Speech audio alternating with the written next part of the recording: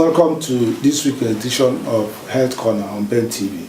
Today we have in our midst an important doctor, a consultant in emergency medicine, who is going to talk to us about chest pain. He's going to talk about clinical conundrum of chest pain in the emergency department. We have the pleasure to have in our midst Dr. Obiyo Nwigwe.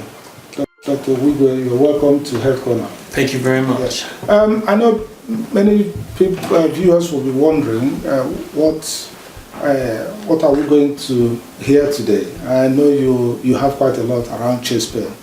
What is it people should look out for if they have chest pain? What are the risks? What should people do when to go to the doctor or when to go to hospital? I'm sure our viewers will be keen to listen to you. So the floor is yours, Dr. Nwigwe. Tell our viewers what they should know about chest pain. Thank you very much for having me. Chest pain is a very common presentation in the emergency department, and it's a very common presentation in the society. And it's 2 to 4% of all new attendances in the emergency department are chest pain related issues, and they tend to range from serious life-threatening chest pain to self-limiting muscle aches. And usually when you present in the emergency department or you do have a chest pain, it gives you great concern, and therefore you come into the emergency department. The doctor will usually take a history and examine you and do some tests to form a diagnosis. So you won't be surprised when you do come into the emergency department and they perform various tests. Right. And one of the tests they tend to perform usually is an ECG. An ECG gives us this very useful guide, and it's very useful investigation we perform on patients with a chest pain. And the emergency physician would interpret it and be able to manage accordingly. You can also have various blood tests as well, and the blood tests will range from doing a heart enzyme test or even making sure you haven't got any infection at all. And also making sure you haven't got any clot in your lungs as well. So one of the tests we do. And finally, we tend to do a chest X-ray. Now, all these tests are dependent on the history and the symptom that you present with in the emergency department. So it's not, we don't do all the tests for everyone, but the common tests we tend to do. Okay. And I suppose the viewers want to know what common presentations of chest pain we do have. So we'll look at it in regards to the common presentations, the things that are not very common, and the things you're more likely to not see at all in the emergency department. So one of the common things that everybody worries about is an acute coronary syndrome, which is described as a heart attack. So everyone that comes into the emergency department or anyone that's having a chest pain wants to know, am I having a heart attack? And that's one of the common presentations we tend to see, particularly in the middle-aged and the elderly, and occasionally young people that have been taking recreational drugs, or in the Afro-Caribbean community that have sickle cell. Another common thing as well is when you do have an inflammation of the lining of the lung as a result of having a pneumonia, as well. So that can also give you a chest pain as well, and that will necessitate a chest X-ray or clinical examination, and might even require blood tests to confirm an infection. Right. And the other common thing we tend to see is called a pulmonary embolism. Now what that means is just a clot in your lung. That typically also presents in the emergency department, and we have common risk factors that predispose to pulmonary embolism as well. And we do have reflux. We have gastritis in patients, which commonly present as well. They may not be as often in the emergency department, but they do also present. And we do have muscle ovary pain, which we describe as costochondritis. Now, this is a very underdiagnosed clinical condition because people often don't know about it as well. But it's a very common presentation in the emergency department. Right. If I take you back, reflux, is it the same as heartburn? Yes, so reflux is it's the same as heartburn. It's the same as it's like having a gastritis. It's like having a heartburn, like you mentioned, it's something that we would all tend to have at some point in our lifetime, Right. and it's a common presentation in the medicine department. Right. So gastritis is inflammation of the lining of the stomach. Absolutely, exactly. Right. Okay. So that can give chest pain. That can also give you a chest pain, particularly when you do have what we call esophageal spasms. When you have spasms up your gullet, and that can give you a chest pain as well. Okay. So right. And then we do also have things like dissection, aortic dissection. Now, what that means is basically when a big vessel that is around your heart, your chest, can get widened, and you can have a leak of blood into the lumen of the vessel. That can also give you chest pain as well. Right. And can often be confused for having a heart attack. And then we have things like a hole in your lung called a pneumothorax. That on its own can give you a chest pain as well. And finally, you can have an inflammation of your pancreas called pancreatitis. Right. So the pneumothorax, which is the air outside the lung. Yes. Yeah, right. Okay. Exactly. So air should be in the lung, but when it's now outside where it's supposed to be, it will now, due to puncture of some sort, then you can have a pneumothorax. Right. Okay. So I decided to, I suppose the audience want to know the common causes and symptoms that they need to look out for in the various causes of chest pain. So I was talking about having the acute coronary syndrome. Typically, you'd have central dull chest pain, and it could be crushing as well. But in the elderly, they may have no chest pain. They just feel unwell, they might just collapse. Or also in diabetics, they may not typically have chest pain. So it's important to bear that in mind. And with them, you have associated jaw pain or left arm pain, or they could be breathless. They could also be nauseous as well, and they could be pale and they could be very sweaty. And these are very common associated features of it. And I did think it was important for us to make the audience know what are the risk factors for acute coronary syndrome, because the syndrome constitutes of other components of it, and things like smoking, being male, being obese, and family history of similar myocardial infarction or myocardial ischemia, and also high blood pressure and diabetes. These are contributory factors.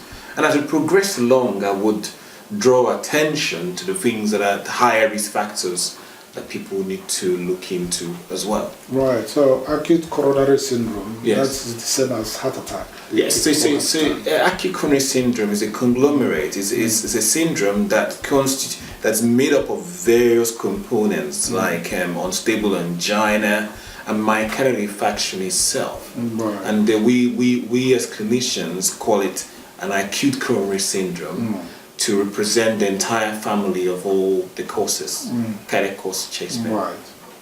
And we also have, like I mentioned, about pneumonia. Now, typically, you would have a cough, pain on breathing deeply, which we call pleuritic chest pain. And we can also be febrile, we can have a fever, and we can often be confused, and we might have rigor, so it's basically shivering as a result of your being very hot. And it's one of the very risk factors is when you have an immunocompromised patient. And people that have cancer. Somebody with low immunity. Absolutely. Have a low immunity, cancer, or people that have HIV as well. That can be predisposed to having that. Right. Or if you have been in an air-conditioned room, you might be predisposed to some infections that can cause pneumonia as well. And people on things like steroids and chemotherapy. Yes, they are absolutely. So if you're on steroids as well, your immunity gets lowered, and that on its own can also predispose you to having an opportunistic infection, causing a pneumonia. Right. Another cause we did mention was pulmonary embolism, which is a clot in the lung. Now, they would present with the chest pain. They'd be typically very breathless. And they could complain of calf pain as well. Now, associated features are pain on deep breathing, reduced exercise tolerance, meaning that they are not able to walk as long as they might want to walk, and they could also just collapse and they present to the emergency department. So they normally start suddenly, is it? It starts very suddenly, and but there are risk factors for it as well. And common risk factors again are long haul flights. So if you've been on a long haul flight, you're at a higher risk of having a clot in your lung. And like plane or driving, or a period of immobility, or if you have a clotting disorder, or if you have a cancer, that also predisposes you to having a clot in your lung. Right. Yes. So it's one of the causes of collapse. Absolutely. Exactly. Risk factors. Absolutely. They suddenly just suddenly collapse. The slump, it could well be due to a clot in the lung. Right. Yeah. We know there are other causes of collapse. Absolutely, but this is one we're talking about for the purpose of a chest pain related issue. This is one of the things that could present as well. And then, like I mentioned about heartburn, reflux. They could have central chest pain. They could be burning in nature, and they could often have a metallic taste in their mouth, or upper abdominal pain, upper tummy pain as well. And typically would notice that when they do lie down flat, that the pain is worse because it's burning. Or they can have what we call spasms, where it tightens all the way up to your jaw. So the risk factors again are things like smoking, alcohol, exercise, and then hiatus hernia. And the things that do predispose you to having reflux and heartburn. You know, some people do ask, some viewers do ask, I mean, eating late at night, eating heavy food. Absolutely. So it's one of the things that if we can to avoid eating very late, because the thing if you do eat late, then you go to bed, and if you have a valve problem with your tummy, your stomach, you are not able to allow it digest properly, and you're likely to predispose yourself to having reflux as well. Producing acid. Absolutely. And then there's a higher acid production at night, through the night. And therefore, that acid itself will cause pain and burning pain in your chest. So I'm sure viewers are listening. Yes. It's very important. Absolutely. And then, so what I did try to do was talk about the very common risk factors for each one of them. You can see for acute coronary syndrome that things like smoking, obesity are very common, and then smoking again for pulmonary embolism. And reflux, we have the common one like smoking, alcohol, excess. You know, I mean, it doesn't mean you cannot have a bit of alcohol, but alcohol in excess, it is a risk factor. Stimulates acid production. Dr. Obiyo is doing justice to this topic. I'm sure there is a lot to come. We'll take a short break and we'll be back in the next segment. Stay tuned. Health Corner on Ben TV by Crystal Life is an exclusive show that explains different health conditions which you may not hear from your doctor. Health Corner elucidates your health in simple, understandable language, preventing you from getting ill. It explores different health issues and looks at health practices in the UK and other countries. For the educative and innovative medical show by Crystal Life. Welcome back to the second segment of chest pain. We have in our midst today a consultant in emergency medicine, Dr. Obiyo, who is talking, telling us all we need to know about chest pain. So, Dr. Nwigwe, you've just talked about the common causes and symptoms of chest pain. Now, what viewers will be asking, what do we do? You know, yes, you know, if you summarize what you've said before and you know, now go into what they can do to prevent all these risk factors there. Absolutely. So one of the things that you need to do is to so we've talked about the common causes of chest pain. We've talked about acute coronary syndrome or heart attack. We've talked about clot in your lung, pulmonary embolism, and heartburns and pneumonias as common causes. And we talked about the other not as common causes that include things like a dissection, aortic dissection as well. And we've also talked about things like pancreatitis that can mimic a chest pain as well. So the question now is what do we do? For most causes of chest pain, as you can see, the common risk factor for them is lack of exercise and smoking. So reducing smoking or stopping smoking on its own is a positive factor in reducing your risk of the common causes of chest pain in the middle-aged and the elderly. Right. And also exercise. Now, as you all know, it's been on the news and it's recent. There's evidence that suggests 30 minutes exercise a day does improve your lifestyle significantly, and in 23% of cases reduces your risk of having a significant cardiac event. Yes, I remember the Public Health England did they do advise everyone to do brisk walking. Absolutely. And, yes, actually, that helps the blood to circulate. Absolutely, it does. And it's even suggested now that even your house chores of 30 minutes a day can be sufficient, right, you know, to help your cardiovascular risk factors and improve them. And the other thing else is for particularly in the young people that do use recreational drugs. Recreational drugs on its own does predispose to myocardial infarction, which is a heart attack. So avoiding it, I can imagine that it might be an addiction to some, but reducing, and the next step will be to avoid it completely, but also improve your overall risk factor. Right. And again, weight loss for things like reflux and gastritis and heartburns, losing weight, and avoiding smoking and avoiding alcohol in excess is also very, very important in all that. And the rest of the factors that are there include that you might also want to avoid is if you do have a long haul flight, is to make sure you have a compression socket on. Right. Okay. If you have any chest pains following a long haul flight, you should seek advice. It's very important. And also for the young ladies that are on some oral contraceptive pills or on some hormonal medications that they have an increase in tendency for them to have a pulmonary embolism. So it's for them to know about it. So to summarize, I mean, some chest pain is life-threatening. Some chest pain is not life-threatening. But if you're worried or unsure, you go to your GP. If it's an emergency, you seek help by going to the medicine department. Or we do also have the 111 number that will give you an advice. And if you're concerned, then you're welcome to present to the medicine department and we will attend to you. And these are the things that you need to go through the test that I mentioned earlier on. And if someone collapses in front of you, you should call for help. Call 999 and then you should start basic life support as well.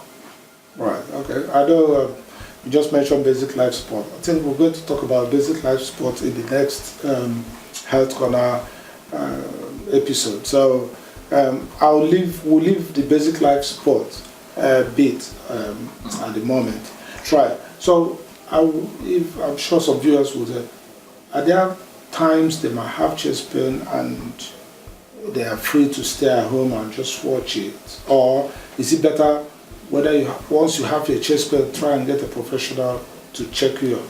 It's the difficulty we have is that as the viewers we may not know what is the cause of our chest pain. But the pattern recognition that we had mentioned initially are the things that should give you concern and to seek an advice. You can have a muscular chest pain if it's reproducible, and if it's after you've been lifting something or when someone has you've had some trauma to your chest. And those ones are clearly things you should just watch and take some simple painkillers. But if you have these risk factors and you have any chest pain, you should seek professional and medical opinion urgently. Yes, because actually, thank you very, very much for that. You know, you showed us ECG. Absolutely. Yes, if someone has a chest pain, I think it's advisable to go to his doctor and at least get a basic ECG done. Absolutely. Yeah. People should not. I don't think people should self-diagnose. Yeah, absolutely, shouldn't be doing that themselves. Absolutely. When they have a chest pain. Yeah, absolutely, because the problem, like I mentioned, is that they often don't are often not sure what problem. But as you get into your middle age, particularly, and you're getting older, you should be very concerned about chest pains, and it's understandable that you would want to have at least an ECG done, except for conditions that I did mention that are strictly as a result of trauma or where you have sprained when you've been to the gym. Even then, being some of the extraneous exercises can predispose you to some cardiovascular presentation or cardiovascular emergencies as well. Right. Okay, that's interesting. Yes, chest pain is very common, and people do come to their doctors complaining of chest pain. Now, is there I mean, obviously, we know the young, the middle age. Sure. Yes. Is there any particular age one should be concerned about if you have chest pain, or if a 2-year-old, or if a 10-year-old, or if a 15 or 20-year-old or 40-year-old complains of chest pain? Is it necessary to attend, at least see their family physician? Or Absolutely. So independent. I mean, there are conditions that are less common. For the purpose of our talk today, we have not discussed very much children. But children can also present with significant or worrying chest pains as well. Now, so any chest pain that is unusual, seek professional advice. Any chest pain in the middle age, I mean, when I call middle age, I'm looking at from the late 30s to 40s, chest pain that is there that you don't usually have, seek professional advice, seek medical advice. Right. Go and see someone. Go and see someone on time. And it's important because once you're there on time, we can diagnose it properly and you'll be on your way home. You do not necessarily need to be admitted for every chest pain, but at least you can get an advice. Yes. And that's what I do advise for anyone with chest pain. Go see your doctor. If it's so much pain, then go to the emergency department as soon as possible. Right. And I remember stature. I mean, whatever age the person, whatever age of the person, if you're aesthetic and you're tall and you have a sudden chest pain, you're more predisposed, you're more likely to be having a we call it a maphenoid appearance. Right. So you're more likely to be having a pneumothorax, or you're having a dissection. Right. If you are in that build of very tall, very lean or aesthetic in appearance, then again you need to be coming to the emergency department and we'll be attending to you to find out what. We're happy to see you if you do have such symptoms in the emergency department, and we would look after you.